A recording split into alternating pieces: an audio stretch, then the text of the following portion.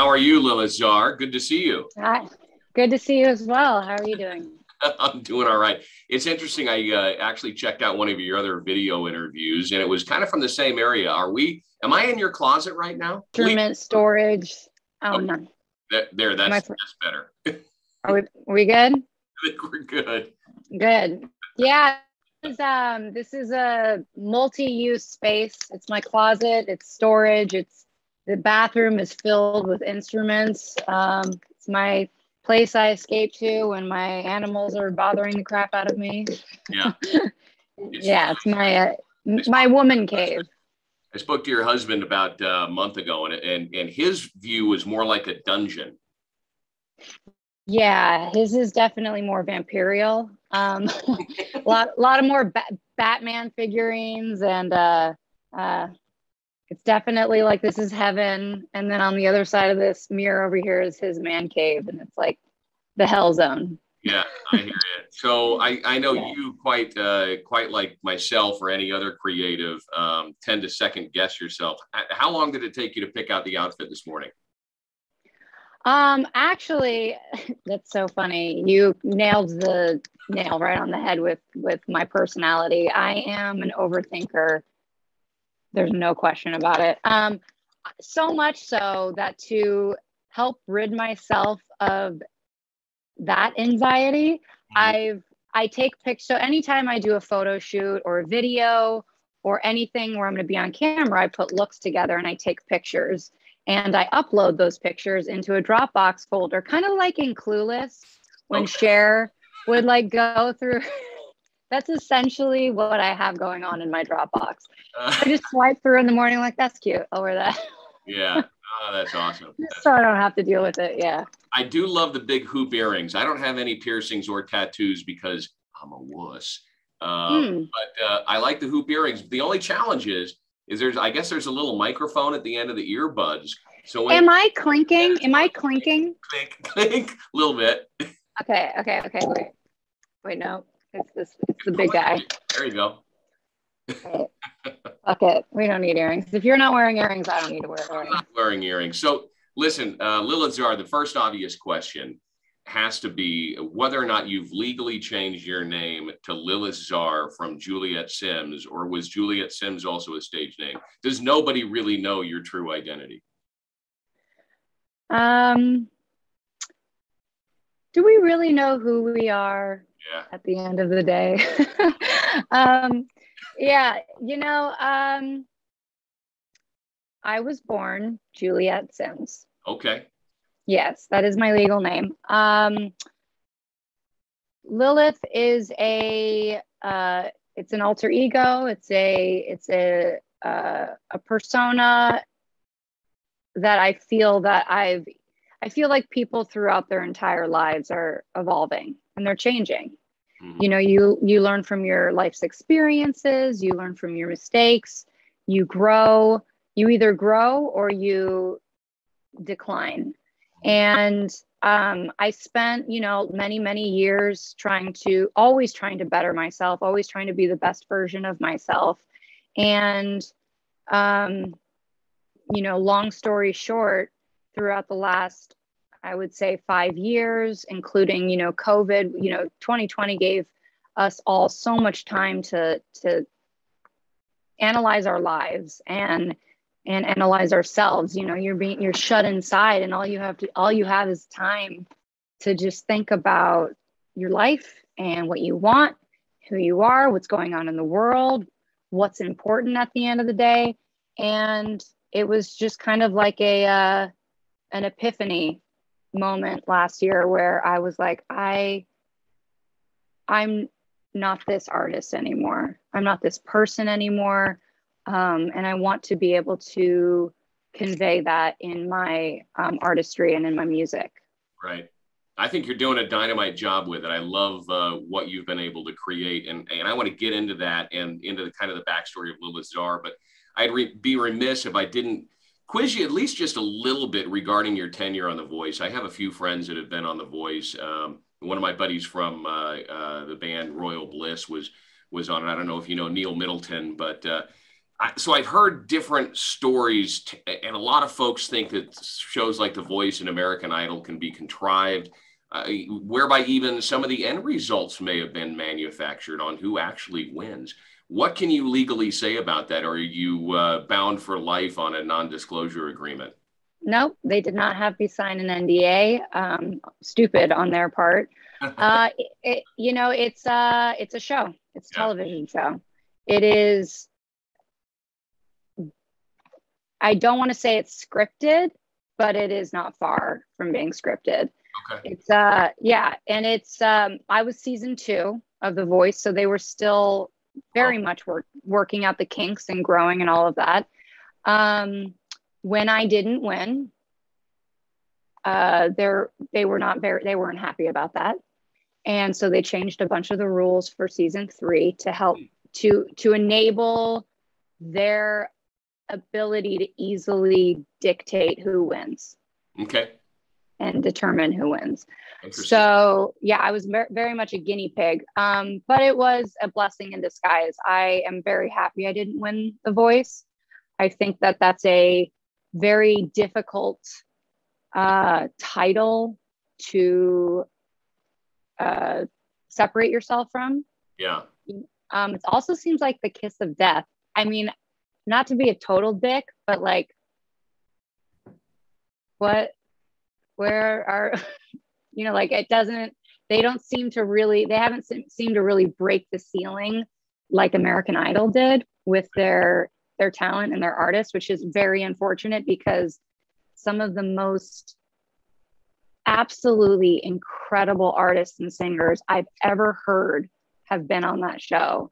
Yeah. And it's a shame that they're not gigantic, you know, world-renowned stars. So, I mean, in my opinion, I think that the show is not about the artists and the singers, it's about the judges. Yeah, yeah. Oh, yeah, the chemistry that is between the judges is incredible. I think that's what makes it very entertaining to watch personally. Oh, it's fantastic. I love the singers and the talent that's there, but that's where the entertainment value is. And God bless Kelly Clarkson for, after she won American Idol, for pretty much giving a big FU to the, I'm not going to be in your pop box. And she gave an FU to Arista and really pissed off Clive Davis, but she did her own damn thing. And man, I really appreciate that. I love Kelly Clarkson. She is just out of this world. Anything that someone might be surprised to learn about what happens behind the scenes on a show like that? Like as far as, you know, how close you are to your mentor, of course, yours being CeeLo Green. I mean, did you have each other's cell phone numbers to talk, or was all that stuff just set up? No, we did. CeeLo actually managed me for some time after the show. Okay. So I had his number, and we very much collaborated on my performances, and he gave me a lot of slack and leeway to kind of pick and choose what I wanted to do, because he respected the journey that I had already been on, my touring experience, the fact that this wasn't my first, rodeo, and he really trusted my instincts. But yeah, I mean, we collaborated a lot. I think that maybe the things that people don't know, I mean, it's so second nature for me. So it's like hard to determine like what people wouldn't know. Like, why wouldn't you know that? Like, why wouldn't you know that they would have us sometimes do 2 a.m. rehearsals? Yeah. Why wouldn't you know that sometimes we wouldn't get sleep for 36 hours? Wow. Yeah. I actually ended up getting like very, very, very ill for the finale, because the last week of the show, there was no sleep.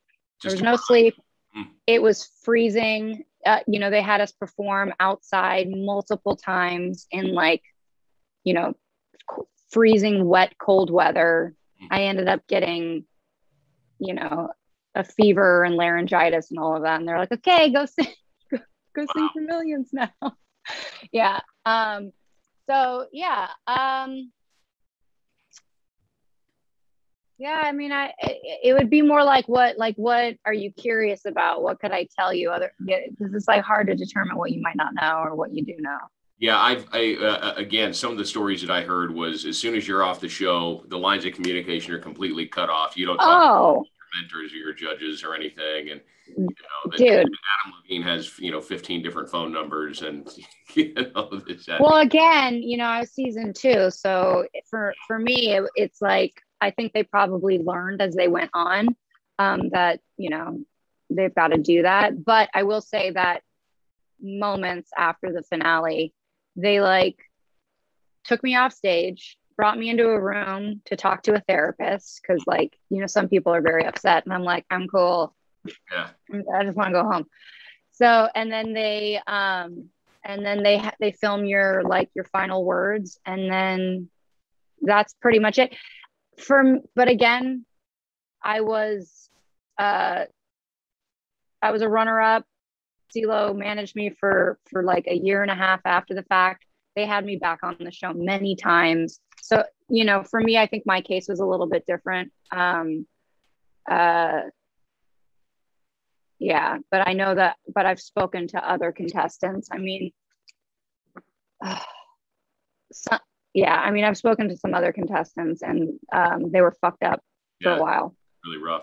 So, all right, enough about that. Are you in competition at all with your husband, Andy? I mean, Andy's been doing the whole Black Veil Bride thing for a lot of years, and also tell me about your character Shiva in the show Paradise City. That's a pretty cool show. I love watching it. Oh, good. I'm so glad you like it. Yeah, that was really fun. I always get very excited to do things that I haven't done before, kind of stepping outside my comfort zone. Acting is something that I hadn't done for a long time. So it was like, nerve-wracking to remember your lines and don't be bad. Don't suck. And I had the advantage in the fact that the character that I played was something I was extremely familiar with. Mm-hmm. So that was definitely a leg up. But it was so much fun.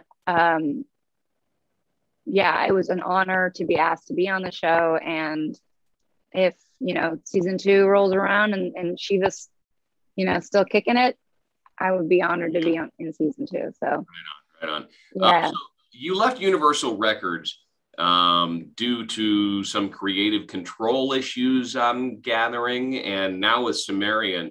Tell me how much leeway Sumerian gives you to be and to create your own persona, and how much of a night and day difference has that been for you as an artist? Oh, it's just like you said, it's night and day. With Sumerian, I've never felt more like an artist than I do right now with this record, with Lilith Czar, with Universal. It was a nightmare. I don't tell you what I had to be. And oh my God, I had an A&R that would say, you already have a raspy voice. Your voice is already rock and roll. You can't have live drums or electric guitars in your music. Whoa. Things like that. Or is she putting on weight? Like telling my managers, is she, is she getting chubby? Things like that. Or we want her to look like this. We want her to act like this. We should get her press lessons. Mm-hmm. We need more ass shots in music videos. Full on misogynistic, fucking chauvinistic bullshit that I had to deal with because I was a female and I had a raspy voice. Yeah. And that was another thing is girls don't succeed in rock music. It's interesting you bring that up. The new album created by Filth and Dust, by the way, available now. The reception's been dynamite. The album's stellar. And there's a song on there that you've got the video for, King, that really hits home when it comes to female empowerment. I mean, the music industry has long been hard on women. and it seems like, depending upon where you are, maybe some of the attitudes and respect have changed since the Me Too movement, and maybe not so much. What's your view on that right now? And tell me a little bit more about the song King and that incredible video. Thank you. For the compliment, by the way. That's very flattering. Yeah, I think that the Me Too movement has certainly exposed and opened up the viewfinder, the understanding of what women in general have to hurdle over in any industry. Mm-hmm. There's a double standard. There just is.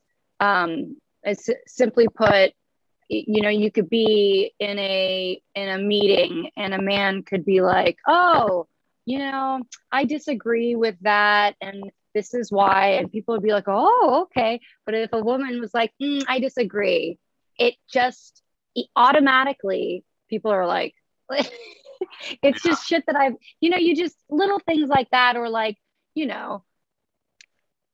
showing up for press and Zoom interviews.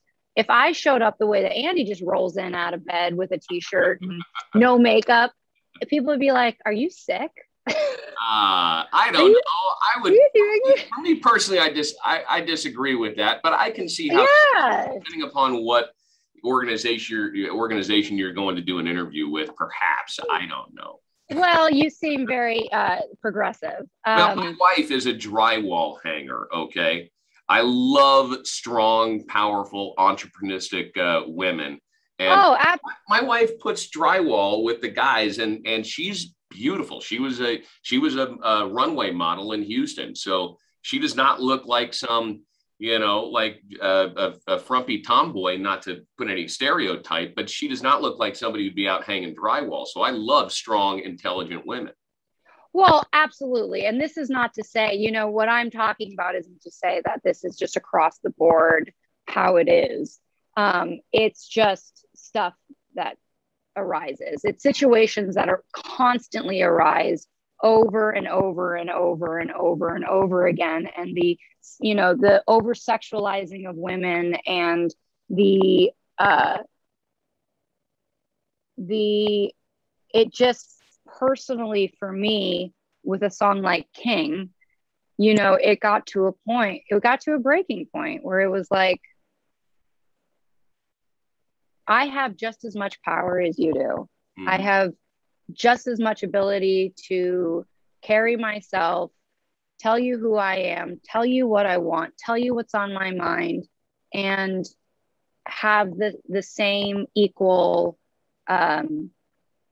reception as a man would get. Right. And like the music video for King with all of the, there's a lot of butt stuff going on. And that is it's sort of done in this kind of sardonic, like, I want to say, what's the term I'm looking for? It's very much like being used in a way to show you that I'm like, with the ass cake and all of that, and with the guy grabbing into my butt and all of that, it's just very much like kind of an empowerment thing, isn't it? It's reclaiming, it's like kind of along the lines of like, reclaiming the word bitch. Yeah,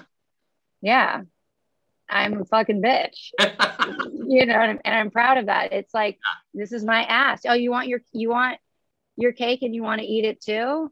Yeah. Well, this is what I have to say about that, and so King is it is an anthem for women 100%, but at the end of the day, the song is about not letting somebody tell you what to do or who you are.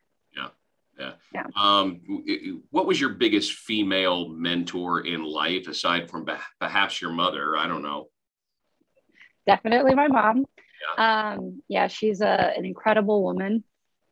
I mean, I was very fortunate and blessed to have parents that were very supportive you know, of my dreams and what I wanted to do. And still to this day, I mean, I talk to my mom every day, you know, anytime something cool happens, anytime I get a new mix of a song, you know, anytime I get a video shoot, whatever, she's like, I want to see. And like, you know, that's cool. she's so great. Beyond her, you know, I have my sister, me and my sister are very close in age, and she, you know, she's my best friend, and I absolutely, you know, learn so much from her and look up to her. But as far as like artists go, gosh, you know, Stevie Nicks, Alanis Morissette, Janis Joplin, Aretha Franklin, Anna Nancy Wilson, Jewel, okay, Fiona Apple. So on that point, who do you have the most respect for as a female entertainer? Anybody that you strive to emulate who is doing it right now? I mean, people like Lady Gaga or even Madonna, or, you know, like I love Stevie Nicks. Oh, Stevie Nicks is fantastic. I mean, it's really, it's a hard question to answer, because so many of these women have had to succeed despite, you know, adversity and the odds. And, you know, take a story like Tina Turner. Yeah. Her story is just like so inspiring. It makes you go, oh, I'm never gonna complain about anything ever again. Yeah. I can never bitch ever again. Yeah. You know, Debbie Harry's story, Joan Jett's story. I mean, there's just an endless line of women that, you know, you can look up to. But I would say, you know, some of the more inspiring stories are the ones where so many times you were like, oh my God, and you didn't give up. Oh, holy shit, that, and you kept going. Yeah. So, you know, like, and that's most of these women that I've named. Well, it's such a treat to be able to speak with you today. I appreciate your time, and I would ask for a tour of your closet, but that's okay. What's the gold record, or the plaque that's on the back? Oh man, one day it'll be mine. It's it's a all-time low. I wrote and did a duet with the band for a song called "Remembering Sunday," and they sent it to me, and I was like, oh cool, that's awesome. It's my first gold record. That's cool. Yeah. Hey, listen, I know Ash and Mike Jacobo and the Sumerian crew, and I know Ash has got a place down in South Lake Tahoe, which finally, for the first time in about 2.5 months, I'm looking at our weather right now, and it's 94 degrees, and the air quality index is about 51, which is a really, really good sign. We've been socked in with smoke, but you need to have Ash take you on a weekend, or just send you and Andy to this place in South Lake Tahoe and let us know so we can hang out in the flesh. It'd be great to I would love that. And of course, see you out on the stage somewhere out on tour. Absolutely. Kind of opening back up. Thank you again for your time today. Lilith Czar, go check out the album. It's incredible. It's available now, created by Filth and Dust. Thanks again for the time. Appreciate it. Thank you so much, Jave. Thank you. See you soon. Okay. Bye.